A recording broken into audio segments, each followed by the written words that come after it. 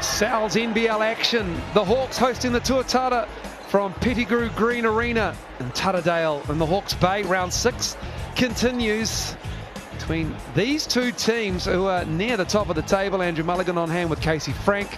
Looking forward to this one, as we always are with Sal's NBL action. But this game has a lot of implications. These two teams have already played each other, and we'll talk about what happened in that game in a few moments' time. But here is the ladder, and the top 5 teams all in action in the last 24 hours. The Rams got the win over the Saints last night, Casey. But the Tuatara and the Hawks, man, this game is going to be fire. It really is. The Hawks are coming back to the nest for the first time since the opening game of the season, a 6-game road swing. The last one, of course, a big one, and they had that huge win against the Tuatara. But have a look at what's coming up next in the round, Moles. What a Saturday night double-header. Tell your friends, tell your family. It is live and free to air on Prime as well. Thanks for joining us on Sky Sport and wherever you're watching this, on ESPN around the world. And then tomorrow, another double-header. Can the Saints get the W? Can the Bulls hold off the Jets? Can the Airs get a win at home against the Saints, who will be smarting after a loss last night to an understrength Rams team? Let's have a look at the Tuatara starting 5. No real changes. Russo Nance and Taki Farrinson, the young guns, Rob Lowe and Chris Johnson. Ralph Sampson and Akeem Olajuwon of the Sal's NBL. That's a stretch, I apologise. But Sider Schneider, looking for him to get his feet and his legs going with a shot as well in Sal's NBL. And their coach is Aaron Young. He was with Clifton Bush moments ago. I'm here with the coach for the Auckland Tuatara, Aaron Young. Coach, team's been going really well, man. You got the Twin Towers, I say. What do you think going to be the keys to get the win in the Hawks' nest tonight? I think just looking into some of the key personnel. Hiram's playing at a really good level. Daron shooting the ball at a good rate.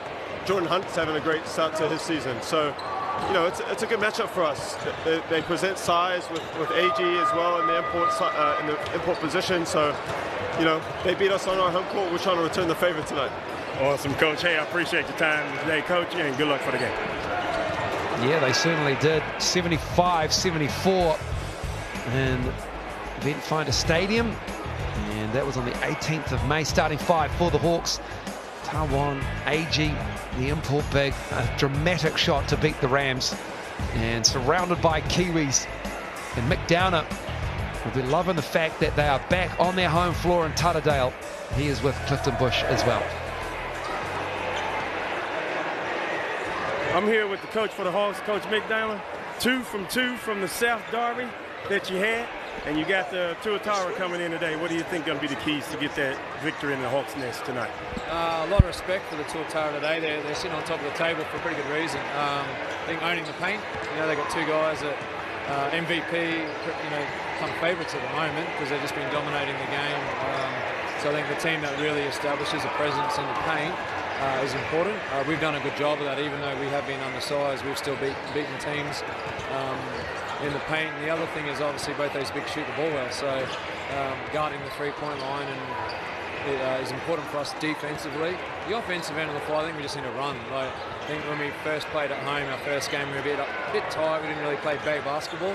So I'm looking forward to the guys just getting out and getting stops and running and free flowing. Awesome, Coach. Hey, appreciate your time today, Coach, and good luck for the game. Well, that game on the 18th of May, the Tuatara were held to 74 points, and you can see what they lead the league in as well, and 88 is what they average. Yeah, they're a high-scoring team, but what's most impressive about them is what they can do defensively. Also the best in the league in points against. Also the best rebounding team in the league. You look at the Hawks, the overall cumulative stats may not rank high, but when they need to turn it on, they can find a high level of play that matches anyone. Key to this game will be the rebounds. If the Hawks can control that category, I think they can get the Tuatara in this one. Well, the Tuatara enjoy a +10 rebound advantage against opponents. They also can hold opponents to just 26% from the 3-point line. And the Hawks come in, they're in the bottom half of three-point shooting percentage-wise for the Sal's NBL round 6. About to get underway. Ethan Rusbatch, well, he'll look to get free on that three-point line. We'll see how the Tuatara deal with him. And that game from the 18th of May was always a great reference point when these two teams get together. And Chris Johnson was 29 and 10. It had a dramatic finish. Chris McIntosh, he missed the first, and then he tried to miss the second. Aaron Young told him to try and miss the second. It's incredibly hard to do, Casey, isn't it? And then he made it. He didn't make it at the right time and made it at the wrong time, and that is why the Hawks walked out of there with a 1-point win. What really was wrong with that play was that Chris McIntosh was the one shooting at the end. We got to get it to one of the big dogs. But instead, we'll see them matched up one more time and see if it comes back down to that level of execution needed down the stretch. A final possession game just a couple of weeks ago, and I got the feeling this one's going to produce some similar outcomes. Those are your referees. The Tuatara, they had a 10-point lead at one point in that game. That just shows the tenacity and the fight that is in this Hawks team, who have been there and thereabout in the Sal's NBL. Hiram Harris, his desire cannot be questioned. He is a pest in the paint. And sure, they have the length and the skill of Rob Lowe and Chris Johnson to the Tuatara, but Jordan Hunt and Hiram Harris, they may not be the longest, tallest, stoutest guys around, but they have a really good game between them that complements each other. And the guards always defensively sound. And when it comes down to it, for the Hawks, it's about pace. Up and down the court, they can score in the half court, certainly, but if they can get their offense into motion before that half court defense is going to get set up, all the better for them. And tonight against the Tuatara with the big men and Dan Fotu on the wing, that is going to be even more important. You have to score in that early transition game. You can't afford to let them set up in the half court defensively. They had a real tough game against the Bulls last weekend in round 5. Dude, the Tuatara get the job done, and Tatterdale will be finding out pretty shortly, because we're about to get this game underway. The first of a great doubleheader. The Giants and the Nuggets are coming up after this game, and that is another spectacular matchup. And Nelson Giants, huge win to start their doubleheader down in Invercargill. Look at the shorthanded coaching staff for the Sharks as it got knocked back by the, as you like to call it, the spicy flu. Spicy cough got a couple of the coaching staff, Rob Beveridge and Hayden, also went down with it as well. So Andrew Wheeler stepped off the bench. Well, moved up the bench, didn't he? Moved a little further down, took the uniform off. Always tough to try and be a player coach. Probably the right decision to take off the kicks and just wear the coaching clipboard. It'll be Johnson and AG to jump it up. Tawan AG, late arrival for the Hawks. Jack Salt is out for the remainder of the season. So AG, who is the nephew of Arthur AG from Hoop Dreams. How about that? If you remember that documentary, if you don't know what I'm talking about, Hoop Dreams, well, you need to. Seminal documentary about basketball growing up in the States. Chicago, Illinois, baby. Trying to find that scholarship deal as Schneider gets it underway for the Tuatara, but he misses. And that just sort of sums up Silas Schneider's short season so far in the Sal's NBL. It certainly hasn't gone according to script, as did that layup. Excellent move, like the play call. It gave him space to drive with screening action on both corners, but he just can't get the finish. Farrenson, oh, that's feathery from Tucky Farrenson off the inbound. Lovely play. And look at the Hawks pushing the pace. They're going to attack all day long. Well, this is a great matchup. AG just used the elbow to clear out Chris Johnson. Physical post up down low and really moved him. Chris Johnson at the other end. Oh, we could be going back and forth here, and I'm looking forward to this. I hope neither of them fouls out, though. Well, you can see possession one, AG wanted to take it straight to Chris Johnson and let him know, hey, I'm here today. It's going to be a different matchup than last time. But what he failed to realize that on the other end of the court, Chris Johnson has some skills too. Has that catch up high, and you know, big man, you can be forgiven for the first time you guard somebody 6'11", 7 foot, that They catch it up high, you think they're just going to kick it on, but that rip through straight to the rim, not something you often see. Chris Johnson, last weekend, he seemed to be under the weather. There was a rumor that perhaps he was not 100%. He played anyway, and he was subpar by his standards, that is for sure, because he was 1 for 10. I'm sure he got a double-double, which is what his bread and butter is, 10 and 11 rebounds, but no offensive rebounds. He played 32 minutes, and that was not a Chris Johnson-like performance, that is for sure. AG gets a shot block, and surely that was going down. Oh, the steal. Rokawa with the steal, and they get the bucket anyway. Well, a physical game already. What a read by Daron Rokawa after that fantastic little post interplay between the two bigs. What a pass. Chris Johnson finds Siler Schneider on the back cut, and he's able to finish that one with ease.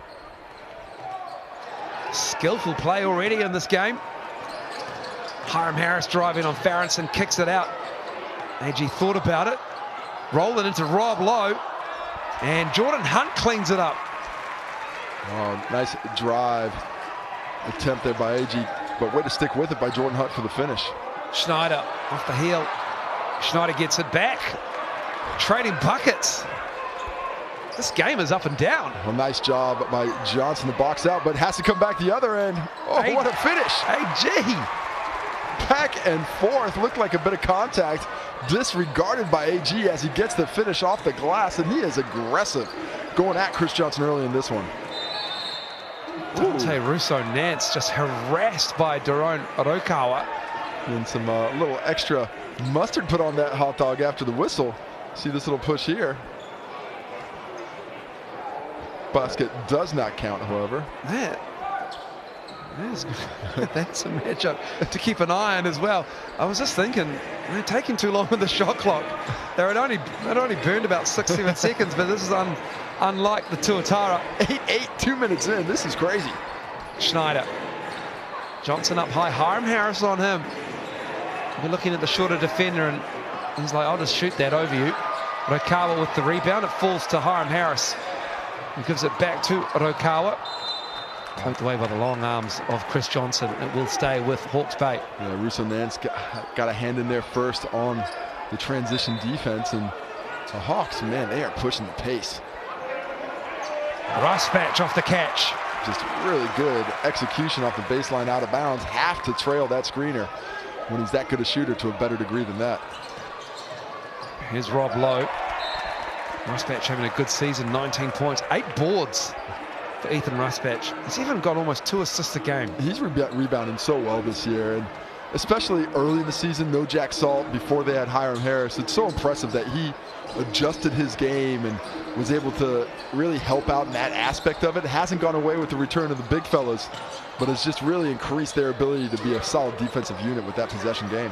He's only shooting 29% from deep, which is very unlike Ethan Ruspatch, as AG can't get that roll. Chris Johnson didn't even leave the charge circle on that one. No respect for that jump shot. Yeah, AG hasn't made a three-pointer yet.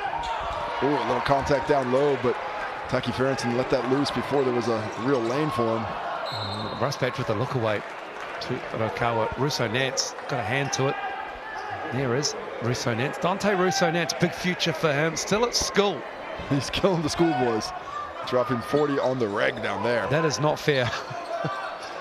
That really is a tough matchup if you're 17 years old. And Dante Russo-Nance comes into your gym. And Ethan Ruspatch on the drive with the left. Love the aggression of the Hawks early. They are not taking anything for granted. Farronson, that is a nice looking release, but it did not drop. Hawks Bay with a 4-point lead, with the league leading Tuatara. Beating them once already. Ruspatch for 3.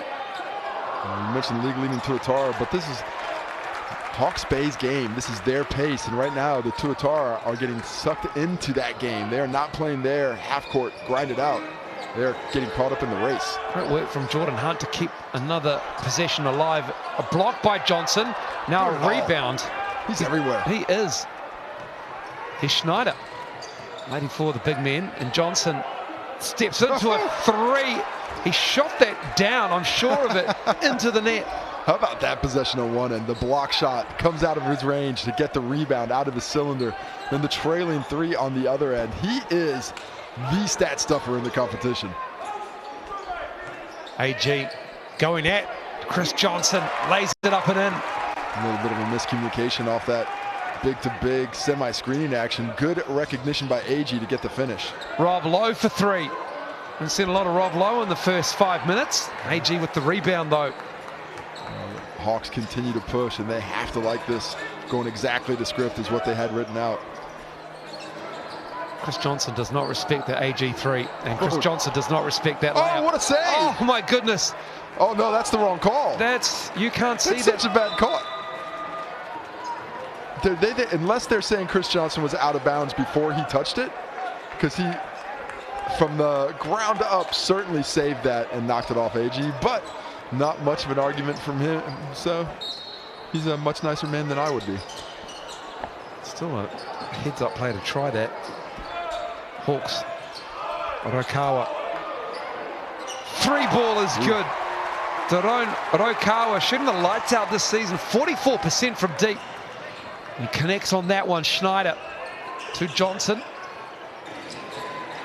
Here's Russo Nance. Tough defense from Orokawa, but what a vet move from the kid. Russo Nance taking it right back to Daron Orokawa, not intimidated in the slightest. Quintin Bailey misses the three. Rob Lowe with a board. Looking for some guard help. Oh, nice. A little bit of mustard put in there. Trailer three from Lowe. Got a couple looks, but it has not gone his way just yet.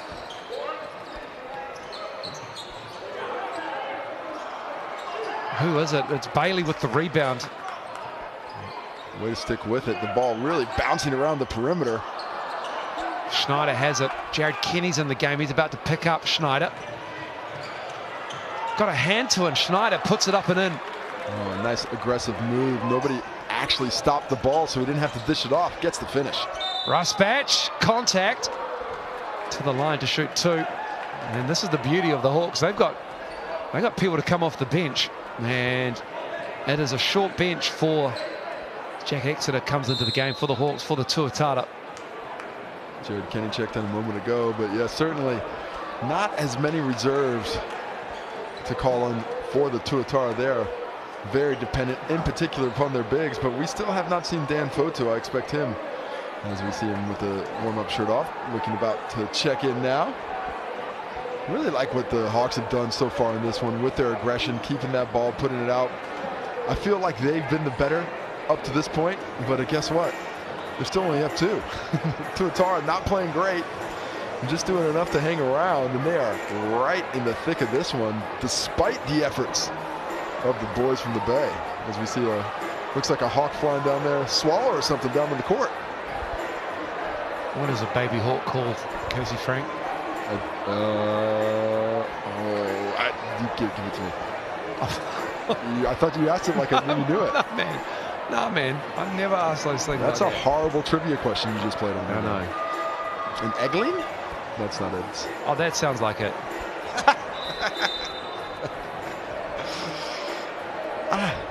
Back to the basketball. Just a chick? No, baby hawk. It's definitely not Jared Kenny. Is an Aya. E-Y-A-A-S. All right. That would have been my 850th. An IS? Anyway, we've got a senior Hawk at the line, and Ethan Rusbatch, the 30-year-old. He's played 35 games for the Tall Blacks, most improved player in 2019. And he's thankful for that role at the Resine.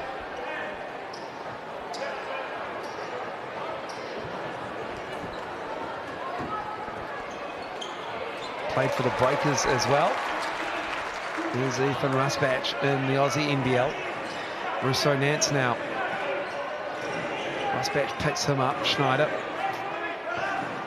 There's Exeter on him. Dickie Farrington. It's now Fortu's turn to touch the ball. Not a lot going on for the Tuatara, so Fortu felt the contact. Jeez. It makes something out of seemingly nothing.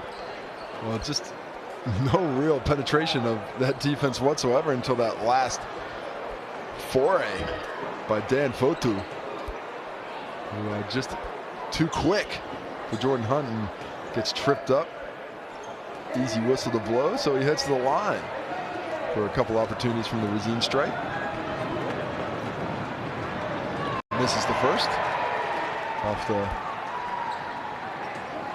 I wouldn't call these rims soft. Some of the harder bounces in the NBL come off these bad boys. Really balanced effort from the Hawks in the win over the Tuatara a few weeks ago. Hunt had 18, Daron Rokawa had 18, Russ Batch had a double-double of 12 and 10. Hiram Harris had a double-double of 16 and 10. Oh, what a steal by Dante Russo-Nance. And that is an unsportsmanlike foul from Exeter, who just took the L on that one.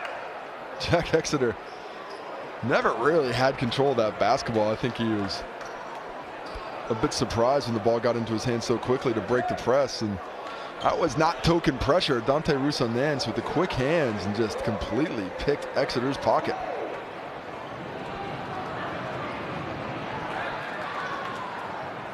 Russo-Nance, 72% from the line. He's having a good season. Not shooting the ball particularly well from deep, just 13%, but he's having 5 rebounds, handing out 4 assists and scoring 11 points.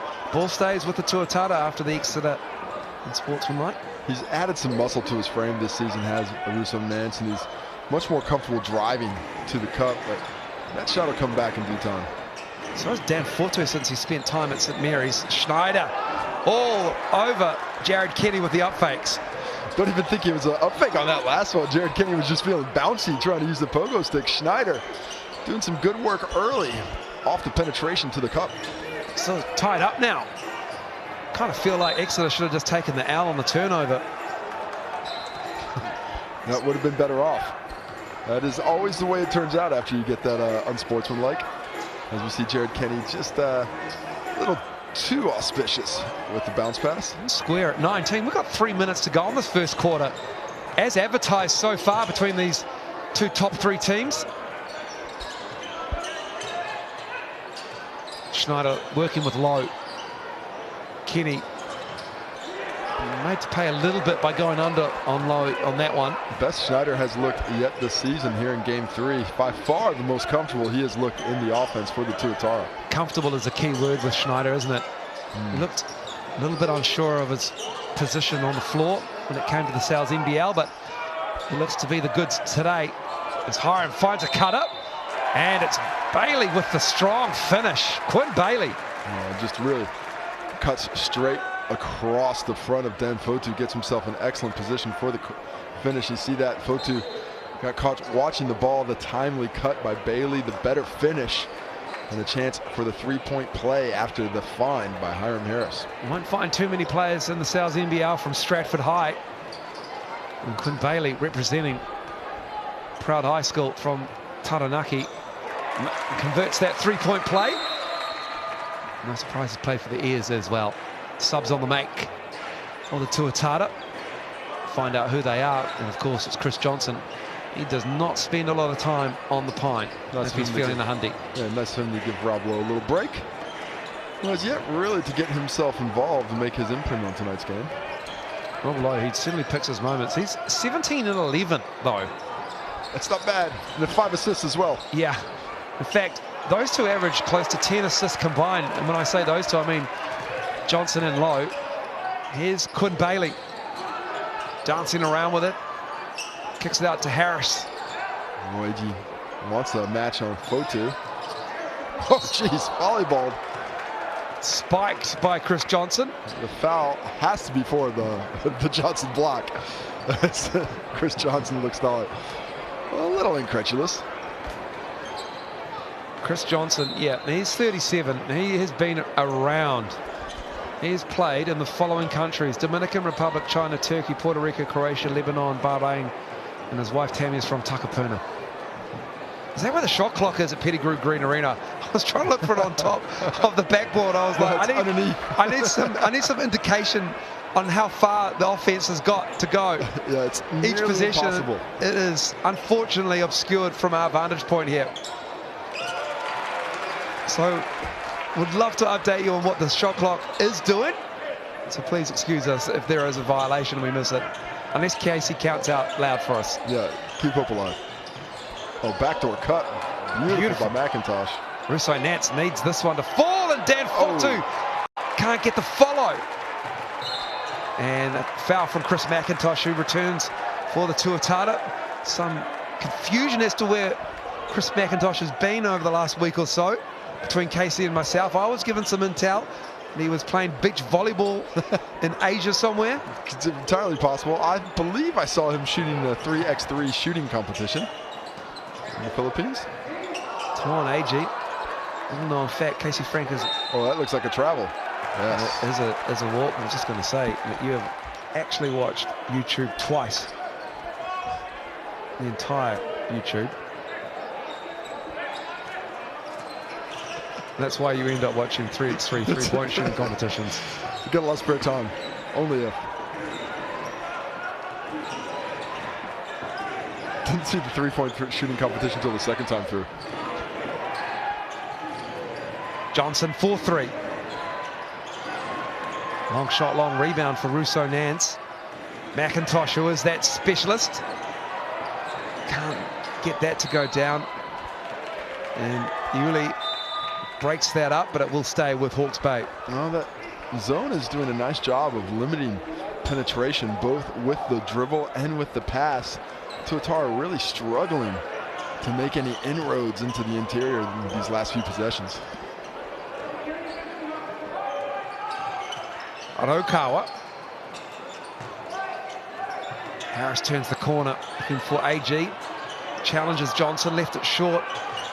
Just those long arms of Johnson gives the offensive player a little bit of doubt. AG. Oh, he's going to get called for that. Yeah, he took down Chris Johnson before he went for the board there. And he's trying to say it was a bit of a flop, but Tuan AG was getting quite aggressive on that possession. He has certainly got the scouting report, which is to be physical with Chris Johnson, and he is doing that to a T. There are a few big men in this league now who can match Chris Johnson, but you haven't seen too many of them really take it to him. Chris Johnson, he has been around, obviously, so he is used to the physicalness of whatever is thrown at him. Pardon me, that's his second personal foul here in the first quarter. Your leading scorers are Schneider and Ethan Rusbatch. Now Chris Johnson, all of those three have 8. Excuse me, Rusbatch has got 6. Apologies, along with Tuan AG for the Hawks. Just the 2 boards for the man on the screen. Reasonably high-scoring game, despite neither team playing well from beyond the arc. Combined 2 for 12 from deep. It's the #1 3-point shooting team with the Tuatara. Nice pass. Bailey and Kenny off the bench to combine for the Hawks. Just run the pick and roll to perfection, delivered right when he needed it. Dante Russo-Nance is going to hold this back. Won't quite be the last shot, but it will be a short shot clock at the end of this one.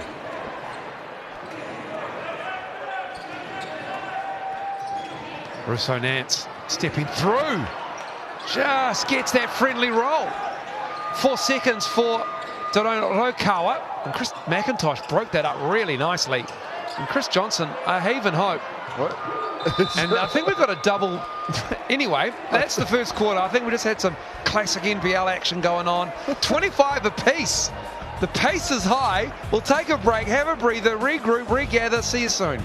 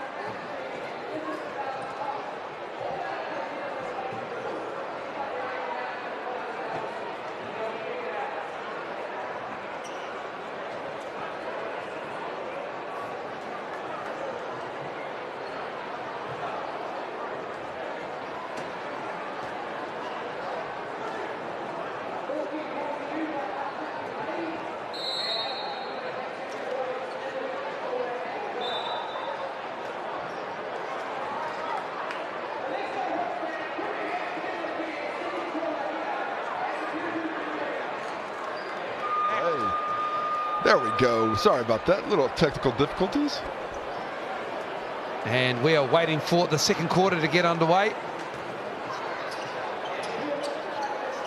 And we are now awaiting a deadlock game, 25 apiece between these two teams. Just updating you on the beach volleyball under-19 situation between Chris McIntosh. It was Charlie Dalton, my mistake. 25-25, exactly the kind of show that we were hoping out of the first quarter. The question only really being, can both teams maintain this pace? Great pass, Hunt with the left. Yeah, they love that action out of the horns. Hit the high post, the other big cuts right down. Really nice, timely cut by Jordan Hunt for the finish, and a nice play to get him involved early here in the second quarter.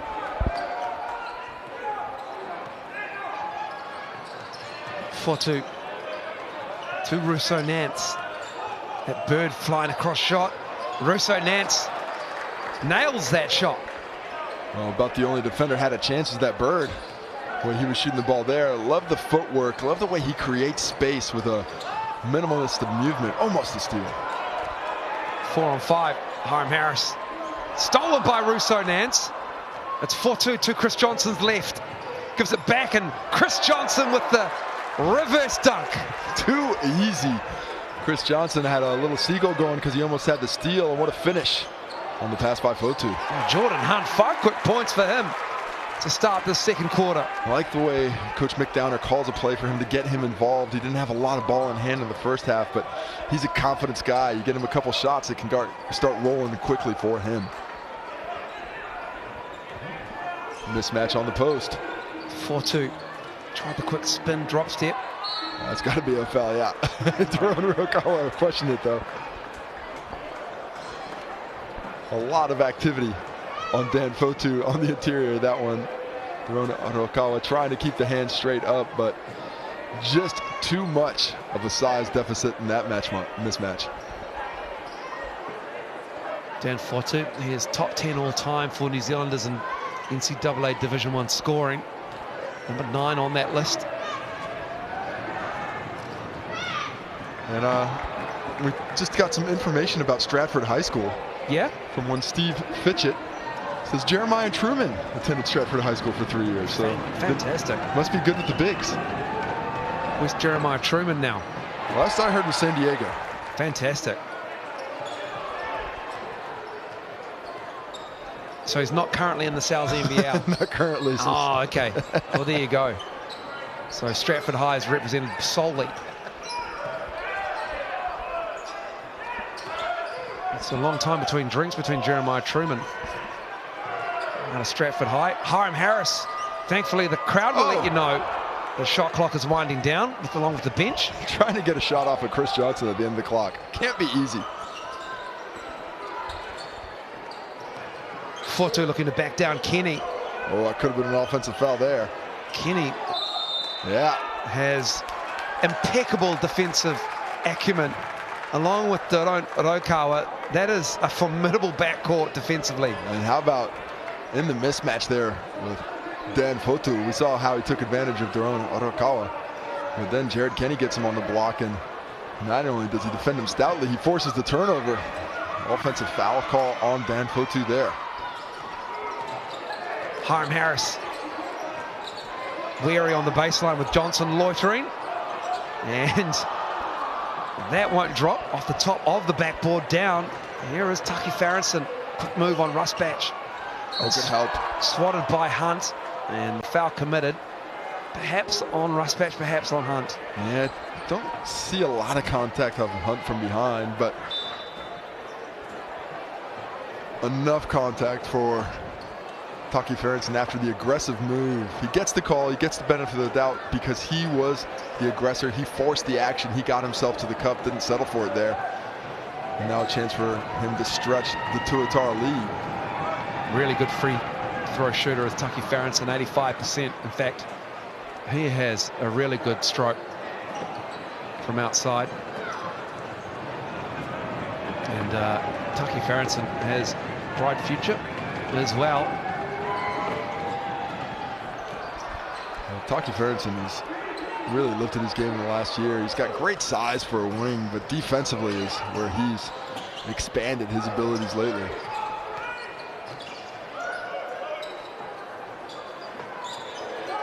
So Tuatara with this 3-point lead. Rokawa on Schneider. Rob Lowe with the rebounds.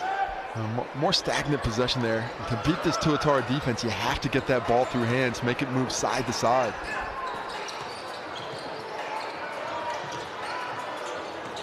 Fotu into the key, driving and forcing Jordan Hunt into the foul. Jordan Hunt gets pinged with that one. As Fotu's aggression is rewarded once again, coming off the on-ball, solid screen by Rob Lowe, and Jordan Hunt had to guard two. Lowe on the curl, or sorry, on the roll, and Fotu on the dribble. He was unable to do so without fouling. Timeout in the second quarter.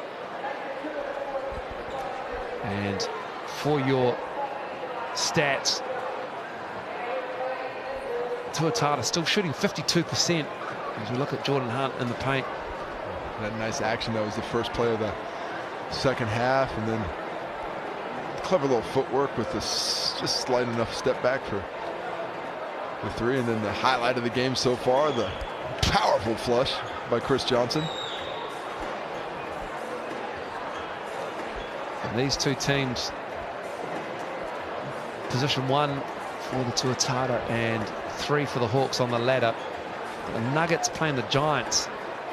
The Nuggets number 2 on the ladder, and that is coming up after this game. And that is a heck of a game as well.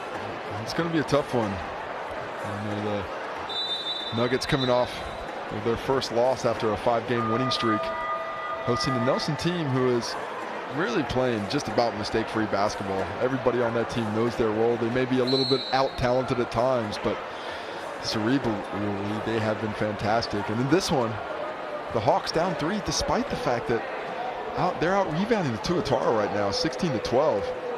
And that is the stat that if the Hawks can continue to maintain a possession lead in that area, it's going to get difficult for the Tuatara to try and create offense. Well, the Lizards, they out-rebound teams by 10 on average. As Fotu is at the line.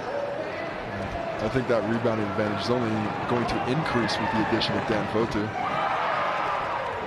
A little tight on the first. Dan Fotu. Not being very friendly is the free throw line to Dan Fotu, the Rizrine stripe. Yeah, Dan Fotu shooting 55% coming into this game from the line. Good on the second.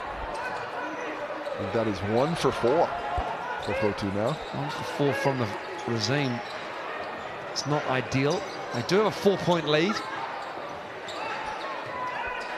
Nice passing from the Hawks. Jordan Hunt, he wanted the foul. Jordan Hunt has 7 points in this quarter.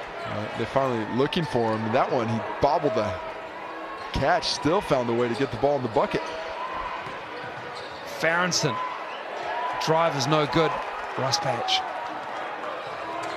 4-2 picks him up. Oh, everybody had Hunt underneath. Now he's got the mismatch. Certainly does. And they feast because Chris Johnson was out on the 3-point line. Schneider couldn't work him off the block at all. Late help by Fotu, not enough. As Jordan Hunt, 9 points now in the quarter. He is going off here, number 2. Schneider. Fall away. That is good from Silas Schneider. Much more under control on that possession there. Really good patience shown in the offense. UC Davis and then Denmark has come to New Zealand. As Hiram Harris blocked by the double bangers of Lowe and Johnson. That is tough, and Farronson crosses up, gives it to Lowe. And Hiram Harris on the rebound is fouled. Oh no.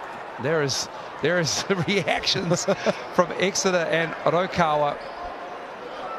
The Hairhawks, who can't quite believe the call. Looks like a hold on those two away from the Hiram Harris action. And that's probably something that's going to happen here or there to the Hawks. They're giving up a bit of size everywhere, so they're going to have to be a little bit more physical, and that extra physicality is going to get them a couple of fouls here and there. That play broken. Hawks with Ruspatch. That 3 is on the way. And that is key from Derek Alberton, straight off the bench and into the action. No hesitation, first touch triple off a nice reluctant feed by Ethan Rusbatch. He was a Ram last season. Aronson, he has a really nice release. Excellent read of the screen. You go under, I'm gonna pop back. Have all the time in the world to shoot it. Rusbatch.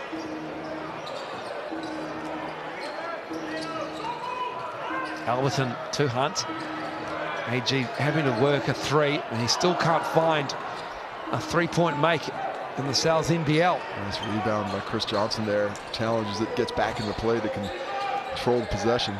Aronson thought about it, passed it up, broken play, turnover. And one too many passes. Silas Schneider, Lowe's running the floor. Give it to the big man, and Rob Lowe with an easy layup. Two different fast breaks there. One run to perfection by the Tuatara, and just a perfect mess up of the perfect opportunity by the Hawks the possession before. Go on, AG. He's begging it. He's got way too much body language trying to hope that ball in the way he's shooting the ball right now. Nice look bomb. Low to Schneider this time. He rewards the guard for running. Turnabout is fair play, as the favor is returned. Schneider, the recipient on the second layup. AG's, I think he's 0 for 3. He's on the block now with Johnson and Rusbatch. And that's wide left. In transition now, coming to town for the Tuatara. Certainly, they are running in the middle of the second quarter. Mick Downer's had enough. Their trans D has been horrible, and they are making a meal of it, are the Hawks. And the Tuatara running rampant in the second quarter. Timeout for Mick Downer. That trans D just about non-existent the last few plays, and here are some of the highlights of that transition. There was that earlier bobbled catch by Hunt where he was trying to get the call. Did not come his way. A big shot by Albertson right off the bench as he hit that triple. 11 points for Jordan Hunt, all in this quarter. He has played so well here. Silas Schneider up to 12 points. Sorry, yeah, 12 points after that finish. Leading scorer in the ball game on either team. The Hawks shooting 42%. The Tuatara 57%. And they are running over the top of the Hawks, making them look like roadkill at the moment. How about these shooting percentages for the top three scorers for the Tuatara? That's Johnson and Russo-Nance on 11, Schneider with 12. That's 6 for 7 for Schneider. 4 for 6 from Russo-Nance. 3 for 5 from Chris Johnson. Everybody shooting over 60%. Just high shot efficiency right now. A pretty good defensive team are the Hawks. Third points allowed, just a shade over 75, but so far the Hawks shooting the lights out. Tatterdale 45 with under 3.5 to go in the half.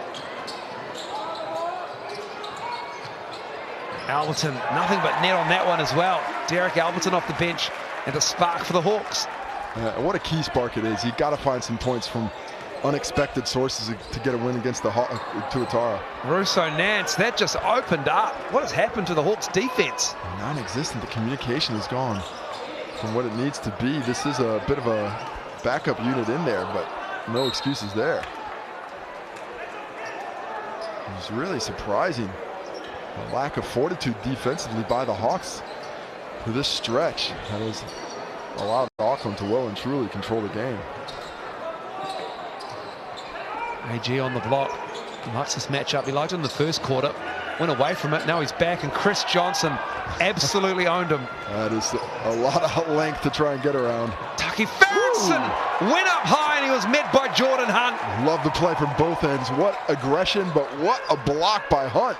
Wanted the lob on the other end. Nobody saw him. Schneider breaks that play up. Here's Silas Schneider throwing down the gimme dunk. Well, how about that? More athleticism than I expected from Silas Schneider. Not racist. It's a 10-point lead for the Tuatara. And they're just all over the Hawks. Well, they have well and truly taken over. I believe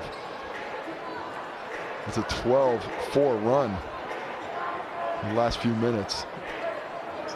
Ruben Fitzgerald is in the game. He's picking up Alberton on screen there. Jared Kenny to get us back underway. But this has been a horror second quarter. 22-14, 24-14. Well, they've lost their way. They're not pushing the ball offensively, not being aggressive like they were early in there. Just absolutely not getting back in transition. Kenny.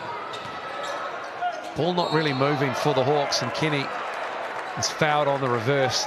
He just manufactured an opportunity there. The offense wasn't really creating anything. The shot clock going down, but using a little bit of veteran noose, he's able to find his way to the line for a couple of free throw attempts. And they need this just to get a little momentum going their way and a chance to set their defense. There would be nothing more valuable to the Hawks right now than back-to-back stops. They're not really making the ball work for them a whole lot in the second quarter. And as a result, not really connecting on their shots, and it has given the Tuatara the opportunity to run, because they have smelled blood in the water. They keep making the team inbound the ball. That's going to slow their transition down. Absolutely. To a crawl. And the Tuatara have starting to claw their way back in the rebound battle as well. What once was decidedly on the side of the Hawks has crept down to just a 2-rebound advantage as the Tuatara increase their level of play.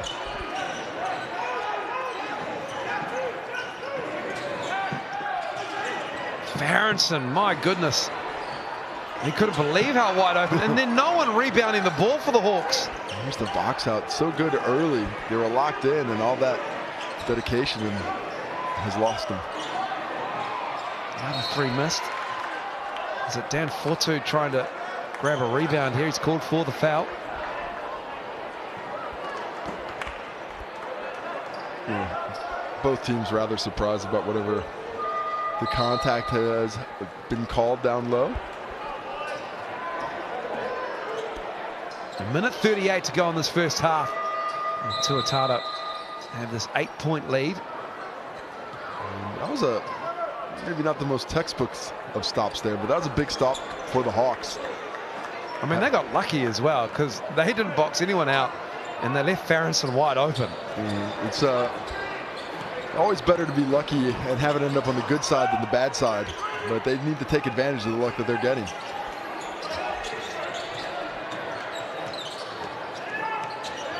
Raspatch, Hunt, a lone rebounder on the offensive glass. Tuatara have it. It was really Farronson who secured that one by coming from the weak side, taking it out of Hunt's hands. Schneider, feeling it. Can't connect. Hiram Harris with the rebound. Quintin Bailey running the floor. Raspatch with his feet set, in and out. Ah, good looks. Those are exactly the looks that Coach McDonough would be asking for. You just got to convert them. 50 seconds to go in this first half. Hawks now 3 for 15 from the three-point line. Hiram Harris staying with Russo Nance, and that is a tough shot. He is putting together a half. 15 points for him now. Kenny driving. Oh, that's beautiful from Jared Kenny. Used Quintin Bailey to show off Johnson a little bit, and then that hesitation opened up that layup perfectly. And now we have a timeout from the Tuatara's Aaron Young. And the Hawks get a little bit of momentum here before they head into the changing rooms for halftime. There's really nothing in this game. It was just that bad 4-possession stretch by the Hawks, which is the 8-point difference right now. They just decided to, I don't know, maybe try out as Space Cadets for a little bit and lost their way. Not sure exactly what happened down that stretch, but other than that, this has been extremely equal. You got to wonder if fatigue's going to be a factor for this Tuatara squad that does not go quite as deep on the bench. Well, Tuatara, they've been 4 off the bench.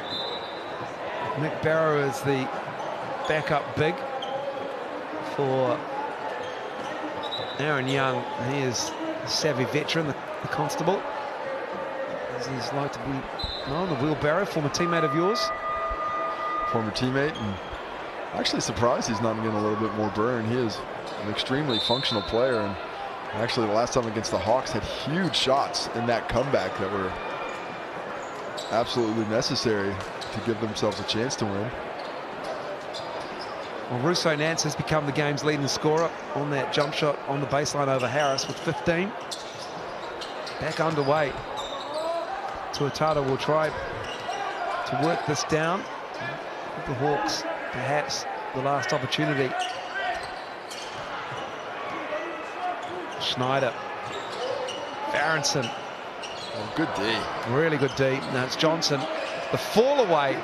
Vintage Chris Johnson on the baseline.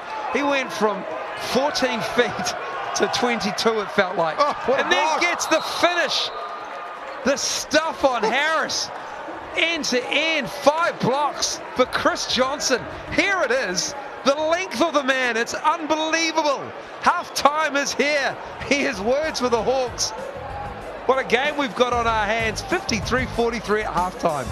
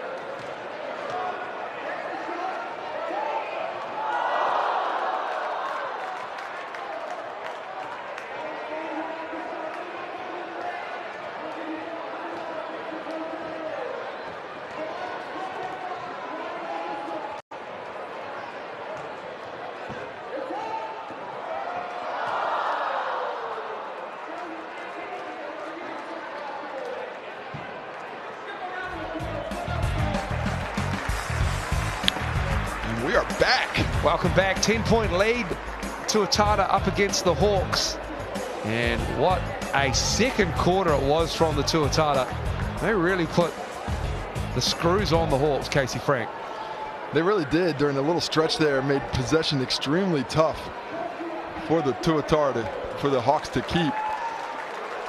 And here we see some of the stats there. Dante Russo-Nast leading the way. Schneider right behind him. Chris Johnson with 13. On the other side, a bit more even for the Hawks, but not the height of the contributions from Russo, Nance, and Schneider. And solid rebounding from Harris and Chris Johnson on both sides. The total rebounds on the edge of the Hawks right now. We see the assist game. Surprising not to see Rob Lowe and Chris Johnson featured a little bit more for the Tuatara. And nice to see Schneider have his most involved game yet in game number 3 for Auckland. And there you are, Chris Johnson with those 5 blocks, 1 on Hiram Harris to end the second quarter after hitting a turnaround fadeaway. And the steals to 1 AG with 2. And Russo, Nance and Schneider with 2 apiece. Good game for Schneider as well. He's got 14 points, 7 from 10. The efficiency is what you've got to be really pleased with if you're Coach Aaron Johnson. It's been a while since his team has played with this level of offensive excellence. Schneider as well, 4 rebounds, 4 assists, I should say. It's quiet for Lowe and Fotu. And we'll take a break here and come back with the third quarter in a moment.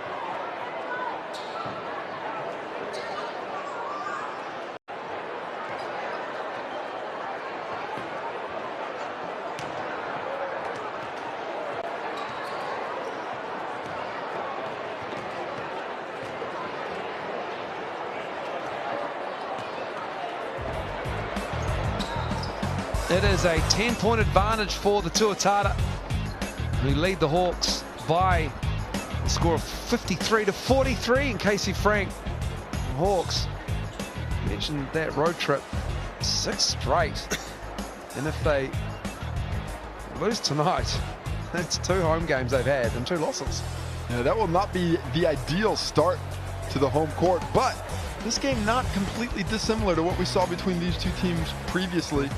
The Hawks were at a deficit coming halftime, and they came out in the third quarter and really took control. Then it was the Tuatara that came back late. Right now, this game's playing to the same script. You can see Hunt and AG talking as well as they walk back onto the floor. Spots on the floor, perhaps defensively, maybe on the offensive end as well. But you're right, the Tuatara did have a 10-point lead. And they did end up holding Tuatara to just 74 points. They had 53 already in this game, but both these teams can fill it up if need be. Find out what that final score is in 2 quarters of basketball, but we have got a lot of basketball to go yet, and it has been a fun first half so far. It has. And you speak about both teams can fill it up, but it's the defense, particularly the defense of the three-point arc, that I think has been the difference in this one. The Hawks only shooting 3 for 15, the Tuatara 3 for 11. Both teams really taking away the opportunities there, which has meant that the team that has been most efficient inside the painted area has found some success. As we take a few looks at some of the action of the first half, Jordan Hunt, leading scorer for the Hawks. Really excellent down low. Dante Russo Nance finding the distance from deep on the break. This was a huge spurt for the Tuatara where they took control of the game, and despite some more handy work from Jordan Hunt and timely shooting from Derek Albertson, was not enough to stem the tides. Because of that man there, Chris Johnson, the long arm of the law, saying maybe you can put that shot in another location. More from the likes of Derek Albertson off the bench, Exeter as well, just to stretch the Tuatara. There's the heavy workload from that front line. Johnson, Lowe, and 4-2, and Farrenson as well. But this was the 1 and 2 teams in the league on 3-point percentage. Defending that 3-point line has been superb for these two teams, and that is obviously reflected in those 3-point stats. The Hawks and the Tuatara both allow only 26% of opponents' threes to land. And you can understand why the 3-point percentages have been so low. Possibly the recipient of most of that attention right now might be Ethan Rusbatch. 6 points, not playing badly, but 0 for 5 from the arc. Hasn't been able to find that stripe there. We had mentioned he's shooting a lower percentage than you'd expect. I think it's about 28% on the season. Going to drop a little bit, but he is a guy that can hit 3 or 4 in a row at any point in time. And what a time this would be here in the second half for the Hawks. Well, for the Hawks, it's just been Hunt and Albertson have hit the threes, 1 each. Ethan Rusbatch 0 for 5, AG's 0 for 3. And so points in the paint, pretty even as well. Just a 2-point advantage for the Hawks in that respect. Push the paint, make the defense adjust. Maybe find an open 3 or a drop off to a big man. And we're also going to see Daron Arakawa back in the game. Had 3 fouls in the first half, only played 11 minutes. And that really affected them. That's when they struggled to get that ball up against the pressure of the Tuatara. And it affected their fast break and transition offense as well. He is so key in that aspect. The Hawks really need to keep him in the ball game. If I'm the Tuatara, I'm probably taking the ball straight to Dante Russo-Nax and going at him, trying to get his 4th foul. Schneider with the ball underway in the third at Rob Lowe's knees. Bobbled back. Schneider. Schneider. Wowee. Just forced it in. Didn't look like it had any chance, but he got it above the rim and then in. It's Hiram Harris stepping through. He's fouled. Does it count? The continuation says it does.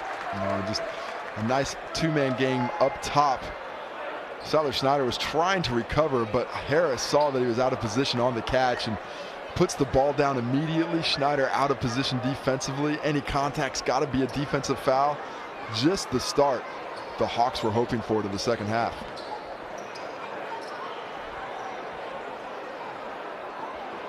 Hiram Harris tonight is the 6 boards, and now he has 3 points missed. And he's got a steal now. on that one. He gets a steal to Rusbatch. Hunt. Oh, you think you got to take that one. That's a nice look created by Rukawa's screen. Yeah, it's caught in two minds on that one. AG has great position, but you're not going to get it over the long arms of Chris Johnson. He was on the ball and picked the lob pass off at the block. How does that happen? Schneider working with Lowe. Now has Hunt on him. Silas Schneider, why not? It's been that kind of night for him. Nice job by Hunt to force him into the step back, though. Didn't give up the penetration in the mismatch. AG, he thought about it. He did, he thought about it. Well, it's coming now. Here it is. 0 for 4 he is. He is just trying to will it in with the body language. Not what you need. Hiram Harris all over Schneider. Lowe driving on Hunt. Hit him with a shoulder fake and a nice little baby hook. And Rob Lowe gets on the score sheet for the first time today. Orokawa for 3, and that is ripping the net. There's the best shooter out on the court tonight. 2 for 3 from the three-point stripe now.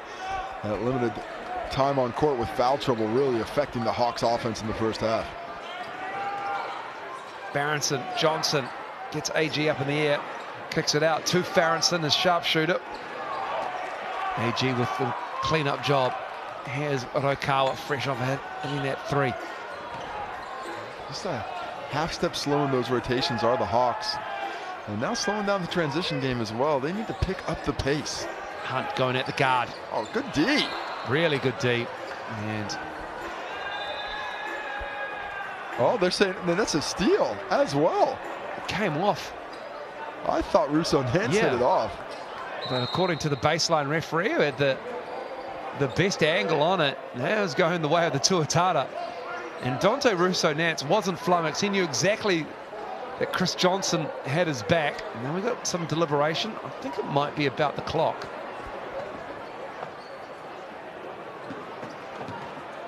Not exactly sure what the conversations are about.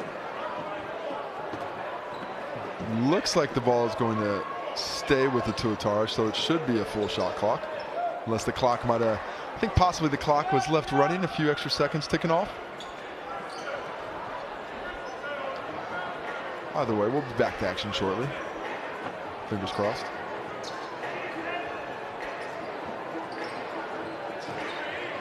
Schneider.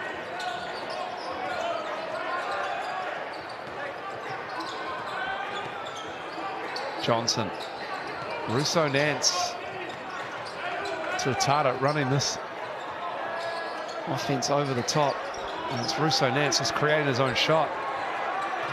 And then they get the rebound. They do. So fresh 14 collected by the Tuatara. Decent offense, but the Hawks got to finish the possession. Nice defense from AG. Hiram Harris out and running behind the back. Orokawa. That's good. Orokawa nails his third 3. Right. What a difference he has been. And I love Harris in transition, being aggressive, making things happen. Now it's the stagnance of the Tuatara offense. They got to find some kind of penetration into the painted area. Stop settling for jump shots. For all these passes up top, it ended up in a Russo Nance one-on-one move. Finally, they touch the paint, and there it is, another turnover. Might have to try another set because it's just not working for the Tuatara, but their mid-court defense is. It's the second time they've come away with it. And then it's just turned over by Farrenson. Here comes Hiram Harris. What's going on? Dropping it off to Rusbatch. That's in. Chris Johnson, it's waved off. I think the foul was on Harris. I think is what's going to be called, as Chris Johnson can't believe it. So that there is called a foul. No contact from what we can see. Nice defensive effort from Marfin, and occasionally the refs get along wrong. What can you do? As a player, I complained a lot. You did. 57-51.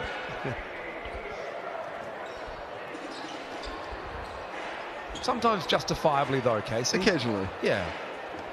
Well, the first foul on Chris Johnson is that one, so not too much damage done. And it did stop a layup opportunity.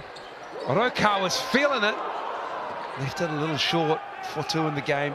Well, let's see if the Tuatara stick with their transition offense or they try something a bit more deliberate this time through.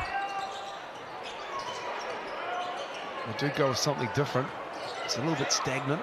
It's a two-man game. It's back to Fotu. And he knocks down a three. Dan Fotu with his first field goal of the game. Had a couple of free throws early, but has done most of his damage defensively. Finally gets involved. Speaking of doing some damage, Hiram Harris taking the game by the scruff of the neck for the Hawks here. And he's got to be so aware of where Chris Johnson is in that case, and does so nicely driving to the other side of the rim to get the finish. Russo Nance, he's fouled on the drive. He has been heads up with his play today. Extremely efficient, knowing where he wants to deliver the ball, knows when he wants to take advantage and try and score. 15 points on 6 for 9 shooting.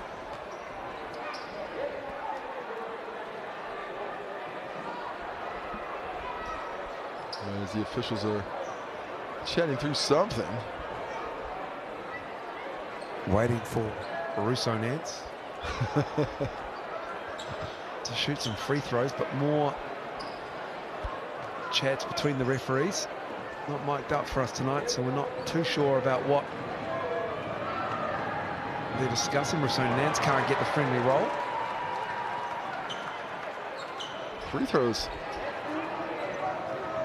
normally an area of strength. Just 11 for 16 now for the Tuatara. Sub on the make. One of the better shooting teams from the regime this season are the Tuatara in the league, where it has been a bit of a nightmare. It's been pretty bad. I think the Bulls, they sub 50? They are sub 50. It is unfortunate. Big game for them against the Jets at home tomorrow at the Franklin Pool and Leisure Centre. Be anything but leisurely against the Jets as Hunt. Straight on three, that's good. His second three of the game. Excellent recognition by both Harris and Hunt. Harris trying to get that post up. Chris Johnson sags. Hunt spaced perfectly to get the catch and shoot opportunity.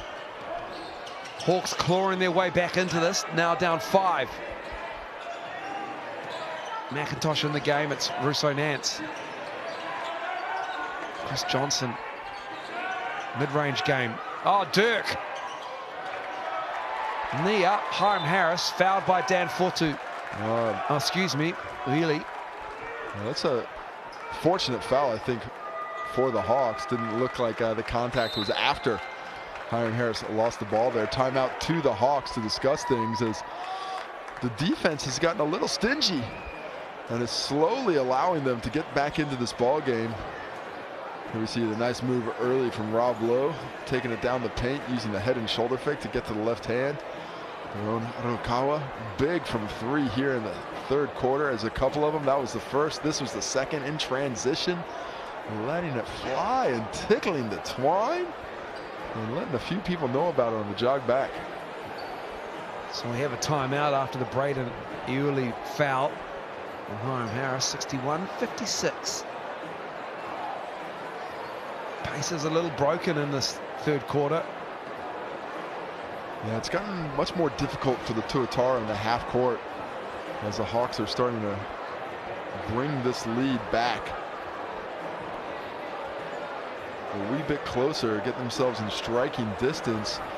They've already made up half of it, and now to make up the other half. And it's been the defensive side of things. A little bit better offensively, outscoring the Tuatara 13-8 this quarter, but it's the defense holding the Tuatara to their lowest point total for 5.5 minutes yet in the game. And once again, exactly what they did a couple weeks ago in Auckland, sticking to the same script. What can the Tuatara do to keep this offense from drying up like the Sahara? That's a desert, by the way.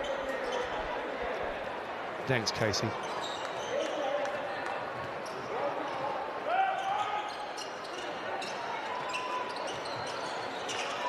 Baby Eagles in geography. Never a dull moment. Rokawa. Russo Nance was collected, and that's another 3. The second in the quarter. I think his third, actually. What a quarter, yeah. 14 right. points now. Sorry, Daron. He is putting it together. And that one might be on the highlight reel. shaking Russo Nance. 4 minutes to go. Chris Johnson puts it down with the one hand and the defender right beneath him. He rolled really hard with a lot of speed, enabling that passing lane opportunity. Rokawa. Bit of a heat check, and that is a foul on Quintin Bailey. It just got posterized by Chris Johnson and then tried to box him out and didn't work. Chris Johnson walking with a purpose. He is fired up. He certainly is. And that's what you love about Chris Johnson.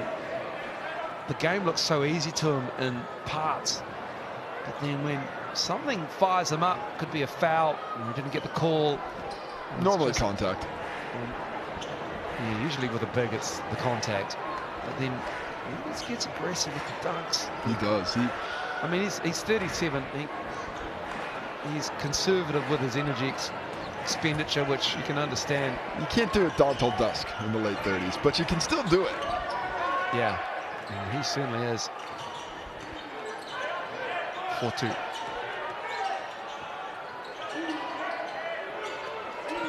Russo Nance stepping back. Wide right. Good challenge. Might have been a bit of contact as well that I think Rokawa got away with. But it's good challenge if you don't get called for it. Mismatch. Rokawa has Low. Gets him on his heels. Low does well. And not an easy one for Rokawa to take advantage of. But what a shot by Quintin Bailey. Bailey looking down to 3. He has been timely off the bench in both halves.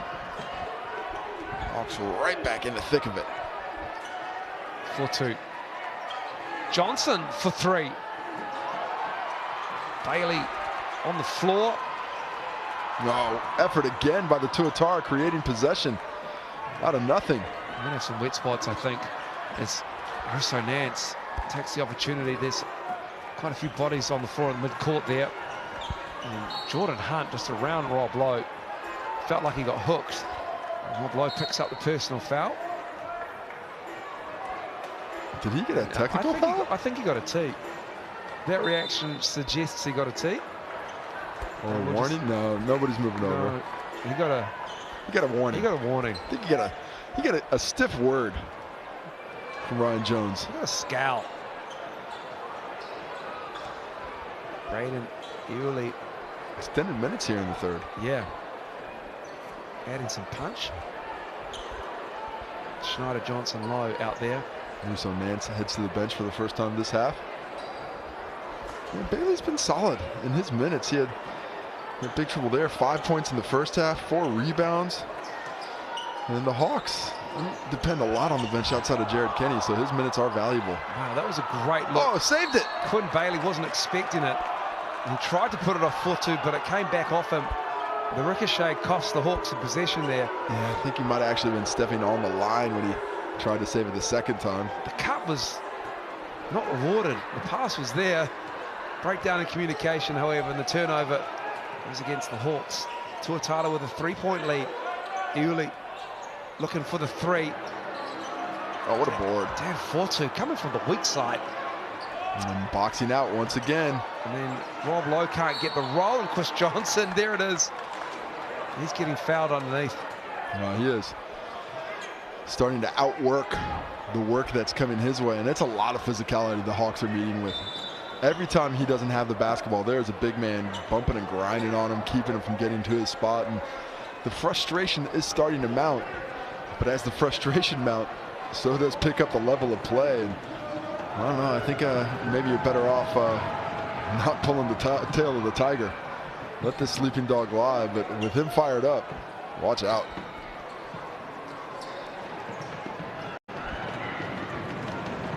Johnson averaging 20-14.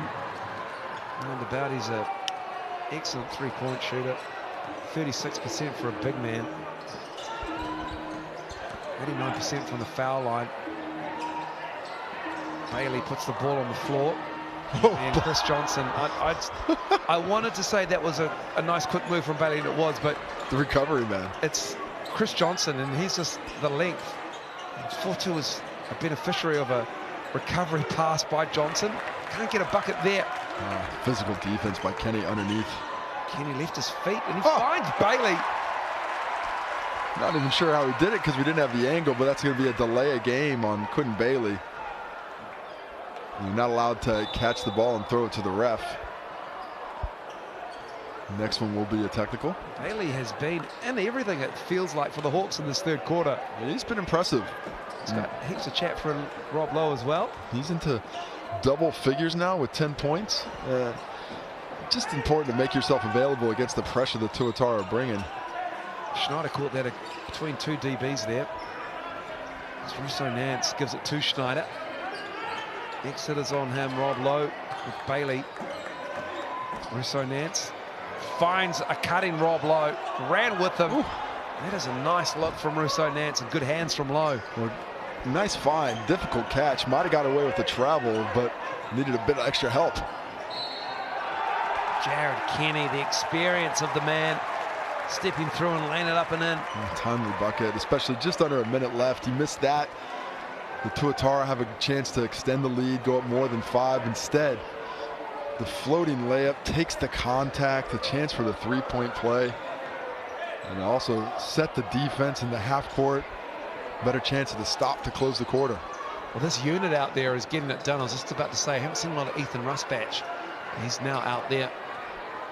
54.6 to go in this third quarter. Tuan AG again sitting again, but that's hustle from Quintin Bailey. It's been his quarter for the Hawks. Just really put his mark on the game in this quarter. Just put his mark on Silas Schneider with a screen too. It's Rusbatch. Lost the handle, Schneider. What's the call? What is the call? It's 2 shots, not a charge. Not a charge, so Schneider might have been set there with the defensive circle, or I think the foul was early. It was early before that. Contact, yeah. And the reach in. Regardless, Rusbatch for 2 free throw attempts from the Razine.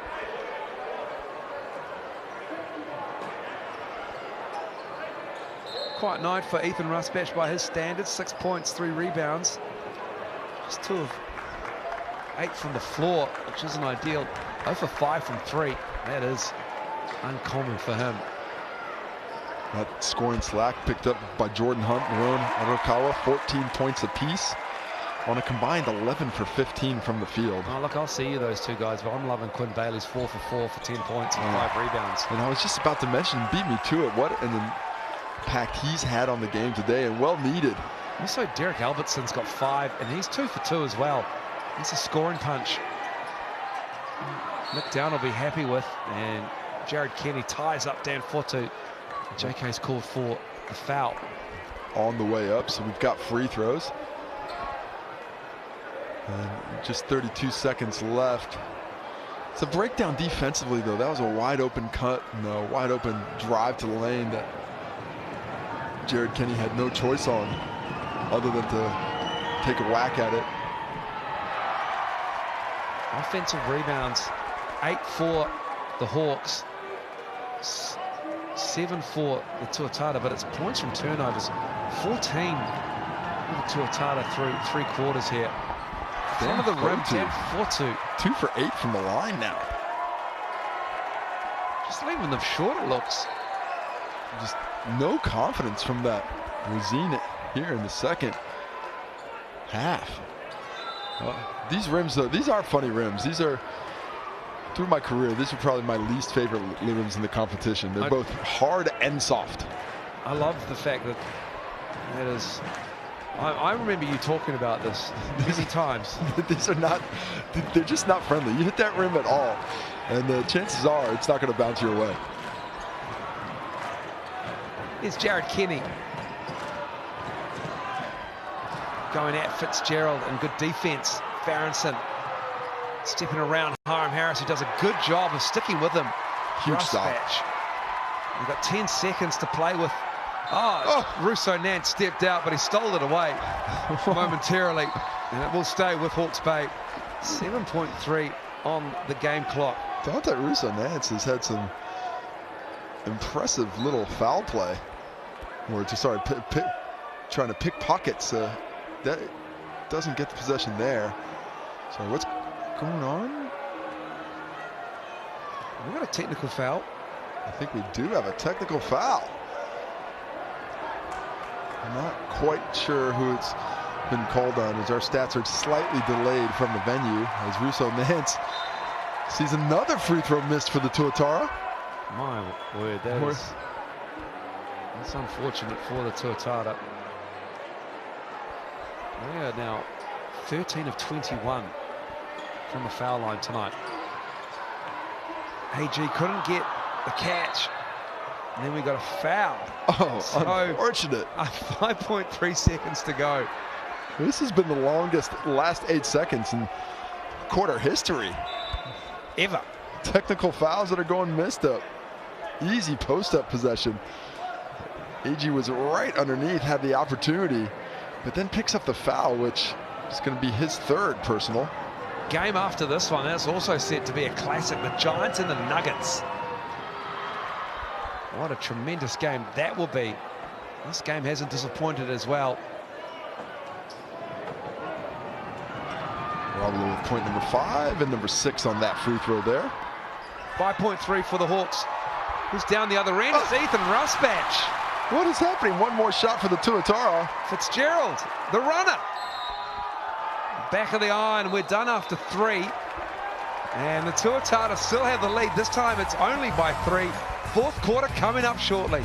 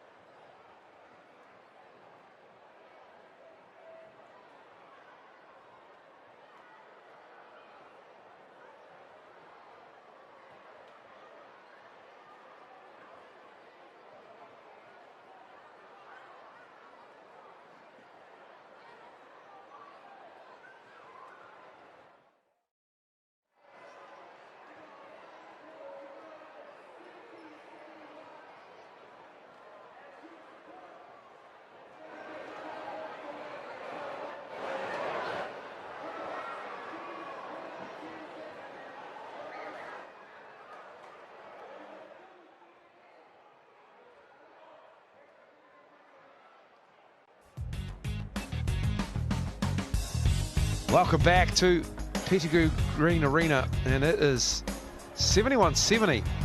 Just a 1-point Tuatara lead. Updated score for you after 3 quarters.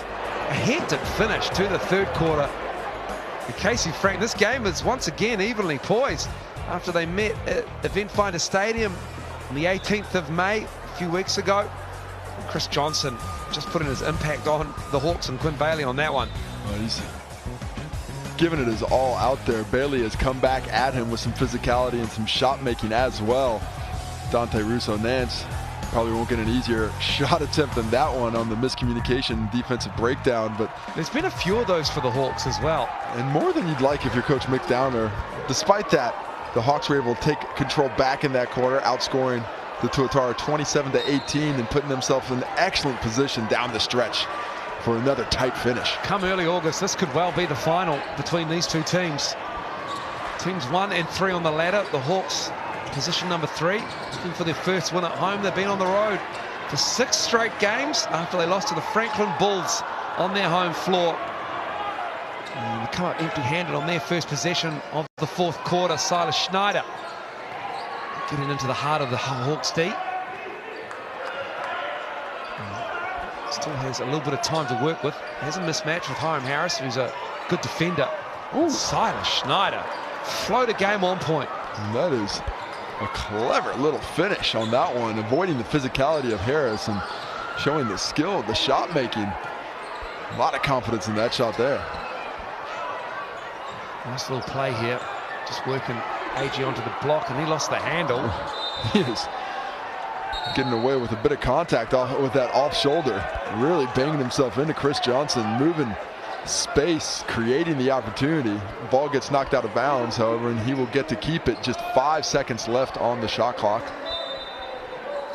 Come on, AG. Can we just have another short burst on the whistle?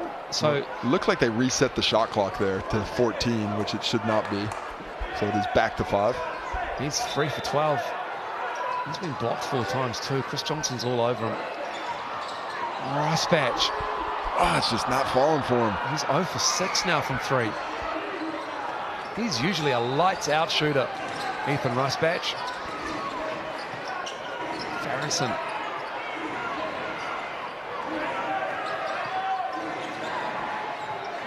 Johnson.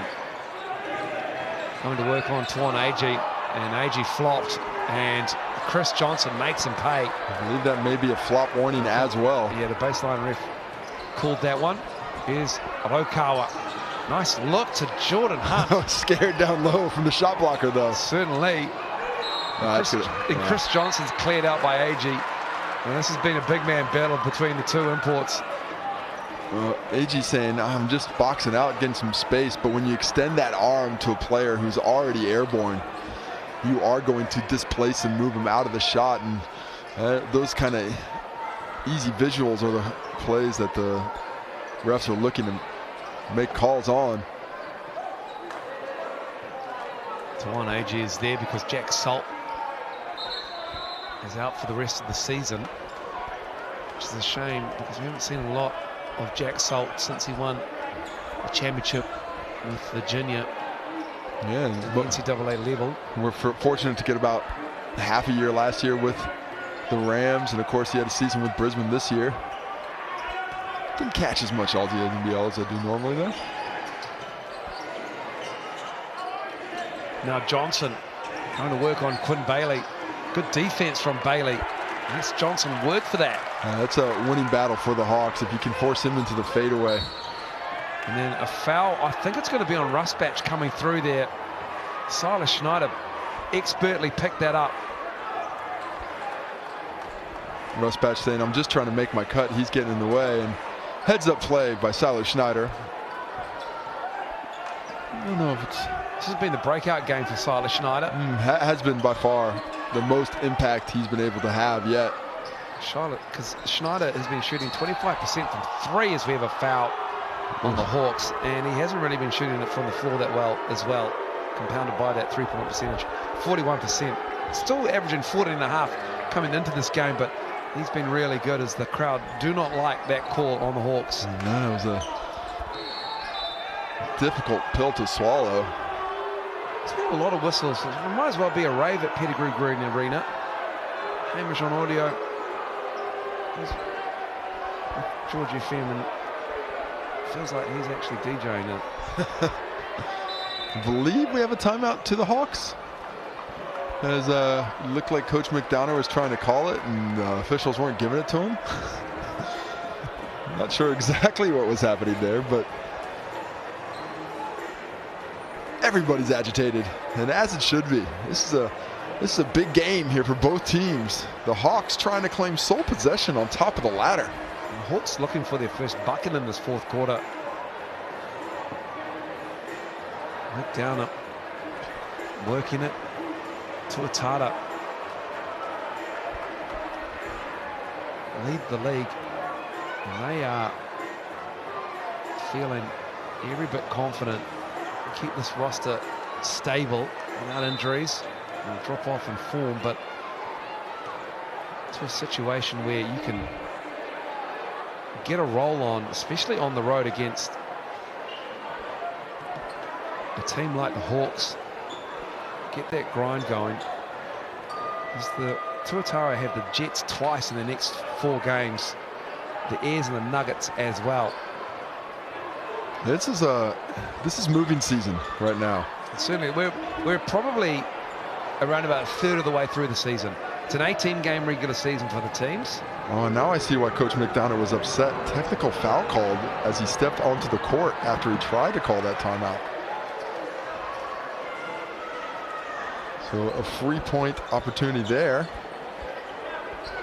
Just the one loss for the Tuatara in this season, handed to them by Hawke's Bay. The Hawks.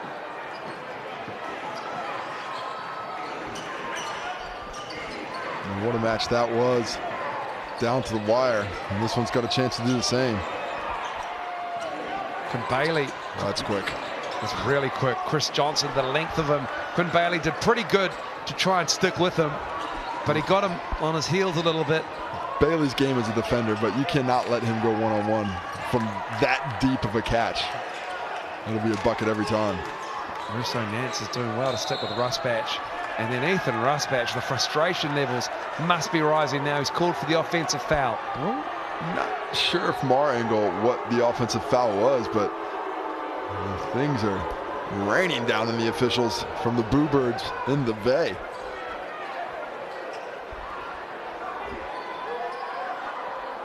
I mean, this is a type of possession for a team where you can really step on the neck of your opposition. For the Tuatara, they need to get a bucket here, and they will well and truly have control of this game. Lead is back to 10 for the Tuatara. So tough. They're just asking Quintin Bailey to stand out on that island and defend Johnson, and he is taking advantage. Bailey.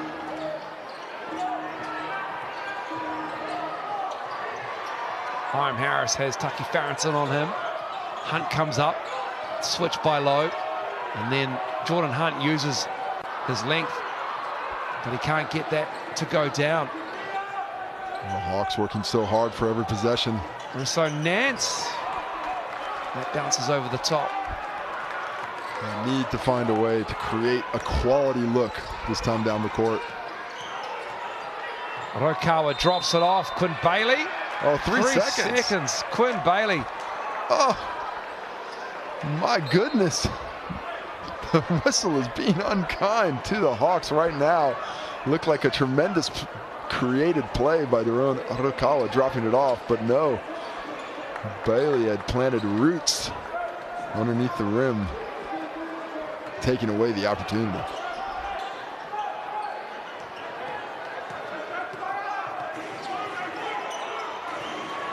Russo Nance hounded by Jared Kenny. Chris Johnson's hounded by Quintin Bailey again. Schneider has Rokawa on him. Screen set by Lowe. Hunt picks him up.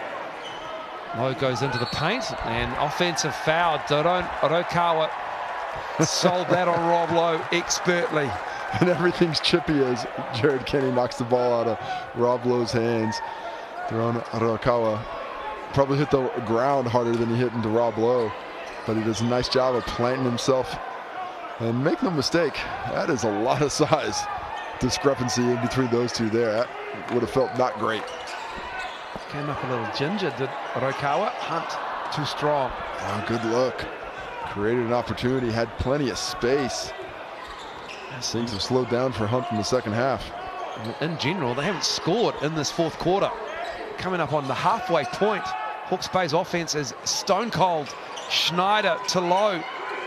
And then they want a 3 seconds call on Rob Lowe. Because if you're going to give it to Quintin Bailey, Rob Lowe was planted in there as well. He certainly was. Not much more scoring for the Tuatara. 11 points for them now in the quarter, but the big donut for the Bay. Get it, Quintin Bailey. That's no good. Saved it by Schneider.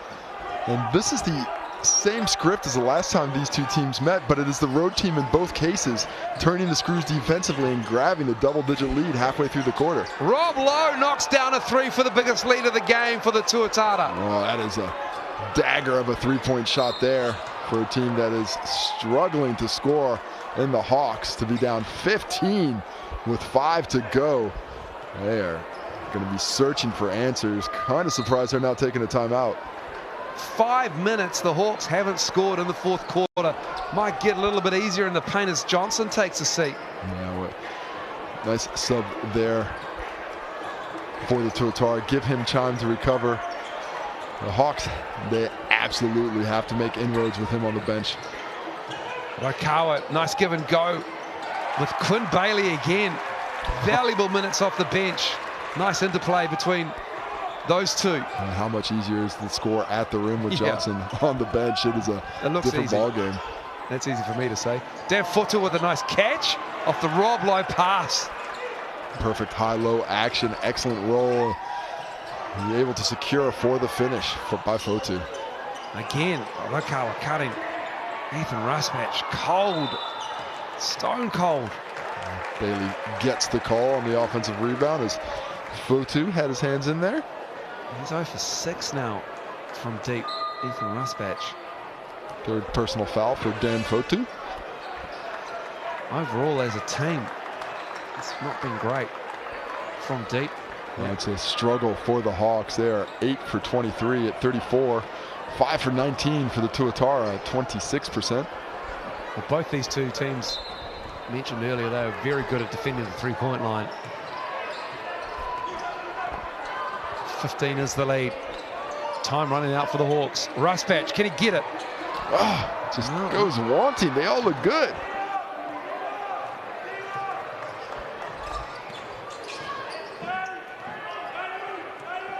Schneider waiting for the cut from Fotu. AG out there on him. Might be on a bit of an island. Schneider didn't want to take him. Rob Lowe takes the three. Rob Lowe from deep, way downtown. Rob Lowe did not score in the first half. He's got 11 now, just 3 for 9 from the field, but timely triples here in the fourth to make what was just on the nail's edge coming into the quarter, turn into a blowout down the stretch. They are smacking them in the fourth. 16-2, 19-2, excuse me. 3:50 to go. It's been all Tuatara in this fourth quarter. The 1-point lead, 71-70 coming in to the final term. We are expecting a nail biter, but the defensive intensity from the Tuatara, too much for the Hawks to overcome, and the most efficient offensive play we've seen from the Tuatara probably since the first quarter, just when they need it most.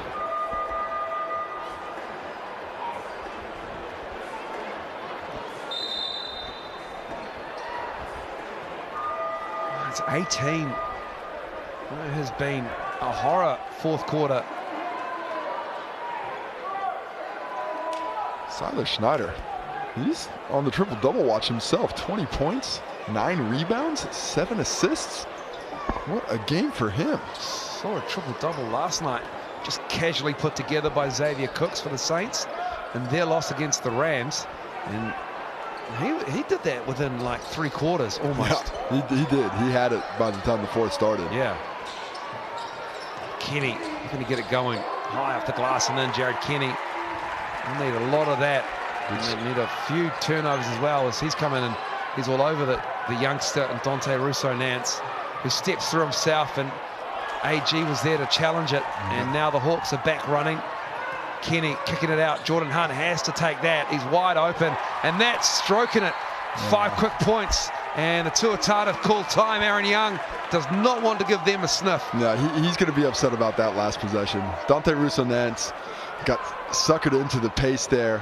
The shot clock is your friend, as we see the pressure after that make by Jared Kenny. He is all over Dante Russo-Nance up the court, and because of that, they forced a quick shot and got a quick shot attempt in transition once again. And just a second ago, it was 19 points, but just like that, back into it with 5 quick. A 13-point ball game in 3 minutes plus. It's very doable. And that's why you need to stretch these possessions out if you're the Tuatara. I feel like Ethan Rusbatch he's got a final say in this for the Hawks to drag them back, and he's 0 for 7. I just feel as though he's got a couple of bang-bang 3 plays to come. Which probably jinxed him by saying that. Well, he's had some good looks, but 0 for 7 for him, 0 for 4 for Tuan AG, 3 for 4 for Jordan Hunt, 4 for 6 for Duron Arakawa, but those are the 2 that have carried the load from the 3-point stripe for the Hawks. Valuable 10 points off the bench for Albertson. Excuse me, Jared Kenny, I should say. 5 for Albertson. Excuse me, it's Quintin Bailey. It was 10. Those guys good through 3. Now they need the starters to step up with Jared Kenny out there. Oh, good trap. And then Tucky Farrington breaks the trap perfectly. Oh, wow, what a backdoor cut. The weak side help had to be in that lane. Hunt. Rokawa finds Hunt. And Chris Johnson, the length back in the game. And that's a savvy move from Aaron Young. Not sure Chris Johnson gets the block there, but he gets another contest. He has been so important defensively. Kicking it out to 4-2 in the corner. Hawks get a stop, but it might be a little bit late for them. You can get a 3 here, and Kenny pulls up. Oh, needed that. Schneider with a big rebound. Is that 10? That is 10 for him, so double-double. He's 3 assists short of the triple-dub. AG, offensive foul. Finally gets that call. Well, now what can they do with it? They have a chance here if they can get a quick triple. He's moving as well, I think is what Rob Lowe said. And he has Tawan AG all over him at mid-court. Sold it well, Tawan AG. Gets that turnover. And we'll just clean up where he fell. So the Hawks with 2:33 to go. Can the experience of Rokawa and Kenny cook up in this offense for the Hawks? Need to get things going quickly. AG into the body of Chris Johnson. That's nice. Ooh. And then Rob Lowe over the top of Tawan AG. And he falls heavily to the floor. I don't think there was a foul called, though. Just a lot of contact between the two. That is a heavy fall to take. 2 big men. They're calling, I think they're calling the contact incidental. Don't know if they're going to be discussing things after that mid-air collision. I think they are. We'll see after this discussion.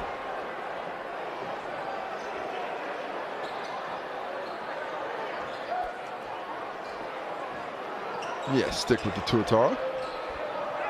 But good break for the Hawks there as well. They get a chance to set up their press defense, get things set there, and possibly put on a little bit more pressure. Schneider. Jared Kenny. Let's face some of the best point guards in the world is Jared Kenny at the international level. Now there's a switch. Chris Johnson has Kenny. Slider Schneider just finding his big man cutting, and it's Rob Lowe just rolling in a little baby hook. Worked well. Just taking turns offensively, depending on the matchup. Rob Lowe, huge down the stretch. Kenny's fouled on the drive. Clock stops. And there's the 15th foul for the Tuatara. And the last thing the Tuatara want to do is foul, stop the clock, let things keep running. A made layup is less damaging than free throw attempts in the set defense. Nuggets and Giants next. What a matchup that game will be. Nuggets and the Giants, 2nd and 5th respectively on the ladder. 1st and 3rd are the Tuatara and the Hawks respectively on the ladder. The Hawks are going to fall to 5 and 3 if the scoreline stays relatively the same. The Tuatara will improve to 6 and 1. Nuggets right behind them. They'll need to keep pace with a win tonight. Now some Giants will look to leapfrog the Rams and the Hawks.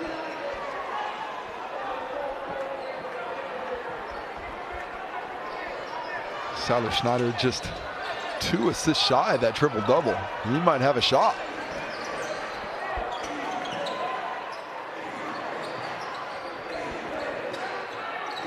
Double teamed on Rousseau Nance. Manages to break it. Schneider almost had an assist. Does he have the assist? Doesn't have the assist. But Chris Johnson with the offensive rebound. Rob Lowe for 3. And then Tucky Farrington. That is a ticky-tacky foul. That's excellent wordplay there, and not the foul Tucky Farrington was looking for. 90 feet from the basket, stopping the clock, giving the Hawks a chance to get some buckets on. It would appear that it is a bit late to make a final run, but stranger things have happened. I'd love to see some stranger things happen here. See what they can do Jared Kenny at the Resine line to shoot a foul shot. Made the first, get the second, force a turnover. It has happened before, and it will happen again. Get Ethan Rusbatch going from 3. I think the poise of Tuatara will prevail with 90 seconds to go. Schneider trying to break this trap. Oh, trapping opportunity there. Good pass. Ferguson, and now just dribble things around until you get a good look. And then the mismatch with Johnson. And then Russo Nance calls game. The assist for Chris Johnson out of the double. The scrambling Hawks. Desperate there, creating that opportunity. A flip pass out the back from Jared Kenny. Ethan Rusbatch left it at Jerome Odokawa's feet. But it doesn't matter because he can hit a 3. He has had some fine form when he's been shooting the ball. 5 for 7 from the three-point line now. And then the offensive foul. Chris Johnson just barrels into Ethan Rusbatch, who was messing around, playing with his food at midcourt. Well, got to admire the lack of quit in the Hawks. They're still fighting with it. 51 seconds. I just said Dante Russo Nance called game. You did. And now the Hawks have it back. I mean, it's still pretty much called game. I know, but still, it's I did want to see some stranger things happen. You did. So I can't have it both ways. You can't, why not? Have your cake and eat it too. Oh, preach. So we clean up where the player fell and just gives Hawks a breather here. Yeah, chance to set things up. Kurokawa up to 19 points, now leading scorer for the Hawks on 7 for 11 shooting. What might have been had he been able to play during that foul-plagued first half. Here's Hiram Harris. Hasn't quite had the offensive input in this game, and there's no Ethan Rusbatch bang-bang play for me tonight. No love for the Rusbatch jumpers. 0 for 8. Siler Schneider. I can't seem to think that Ethan Rusbatch has had, in recent memory, an 0 for 8 game from 3. Seems unlikely. He's had a horror show from deep. 3 for 13 in his 32 minutes. Taki Farrison manages to save it, but it's going to Odokawa. We need a bucket quickly, and Rob Lowe flops. And oh, Chris what a Johnson, block! Did they count that one? Did it come off the glass, or was it on the way down? Either way, Chris Johnson gets it. I don't think it was off the glass yet. Don't think it was on the way down either. I thought that was a tremendous block, So, but yeah, goes against him. we don't have the angle. No. Well, most importantly, we don't have the whistles. Tuatara ball. Stick with us. Big game coming up. Nuggets Giants. A Saturday doubleheader. Tuatara too good in the fourth quarter here. 26-16. They went on a 19-2 run to start this. Little Boston Celtics kind of run. Well, those jerseys do look pretty green on this angle, depending on what the color scheme is on the TV. And then Jared Kenny picks that up on Rob Lowe. Jared Kenny will never miss an opportunity to take a hard, powerful swipe at you late in the game. And his fellow tall black teammate. Quite a few of those late team fouls have brought my ire. I'm sure Rob Lowe's tagged Jared Kenny cutting through the lane plenty of times. Well, the difference being, normally I would think if it happens from JK, that he's doing it pretty purposefully. Rob Lowe occasionally just gets you without thinking about it. It does look like that sometimes with Rob. Less so now as he has matured into his body, but once upon a time he was all elbows and knees. Yeah. Like a newly born giraffe. Pretty much, but now that newborn giraffe is dropping triples on the reg and averaging 5 assists per game. Not the best offensive game today, still sitting at, on this make, 18 points to go along with 8 rebounds, 4 assists, 1 steal, 1 block. Turnaround for Rob Lowe really came when he was just buried on the bench for the Breakers. They just, for whatever reason, didn't want any of Rob Lowe, and it just seemed like a real waste of talent to have him. And then he went and played for the Tall Blacks and tore it up for the Tall Blacks in the Asian qualifying tournament. And then since then, Rob Lowe just looks like he's just a different player. He really does. Found that confidence, found a little bit of energy and what a grind that season must have been. But every time I chat to him, he's just so happy to be over here playing again. Just loves the opportunity. Not long for your career as the time winds down. And the Tuatara can't crack a hundy. They get 99 on the Hawks. They answer with 88 of their own. And that'll be the last time these two teams meet until perhaps the postseason. And I wouldn't be surprised if these two teams are fighting it out for the final in the Sal's NBL in August. Well, it's certainly two of the more talented teams out there, very evenly matched. Despite their differing styles, the perimeter strength of the Hawks succumbs to the interior force of the Tuatara, as we see some of the highlights from the day. Around the basket, Tawane G with that offensive foul. I'm sure there's teams like the Nelson Giants, the Otago Nuggets, who are coming up next, the Rams, who would like to have a say. The Sharks have dropped some games recently.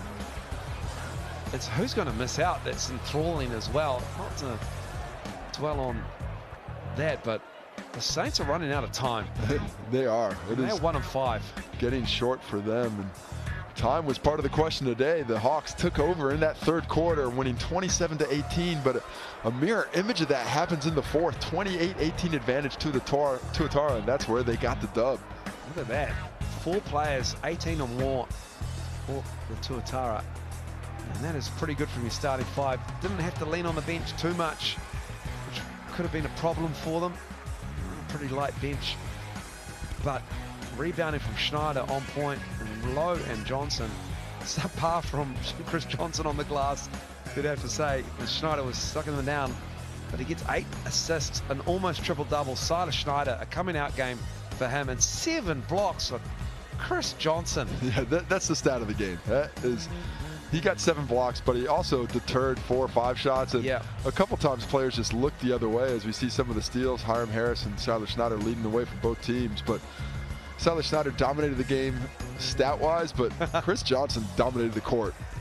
Game over with the way he was defending.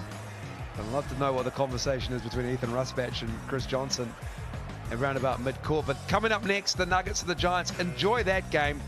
I'm going to race home and watch that one, that is for sure. And the Bulls and the Jets, Casey and I will have that call from the Franklin Pool and Leisure Centre. It will not be a leisurely game. The Jets hungry for their first win of the season. The Bulls acutely aware that they don't want to fall behind the pack and especially get caught out by the Jets. And the Airs and the Saints, a thrilling game that one will be as well. Both teams on the outside looking in on that top 6 of the Sal's NBL. I hope you enjoyed this game. A big fourth quarter from the Tuatara. Went on a 19-2 run to start it. And they get the dub in Taradale and Hawke's Bay, 99-88. Enjoy the Giants and the Nuggets.